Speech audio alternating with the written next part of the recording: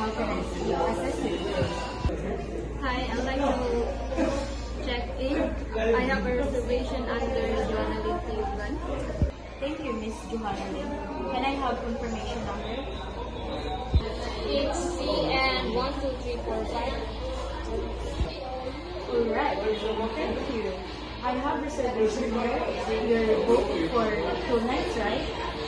Yes, that's correct. Great. Your room is already. Would you like to send some to help your bags? No, I'm okay. I only have one bag. Alright, your number is 214. You can pick up your key cards on front desk. Thanks, bye. You're welcome. Enjoy your stay with us.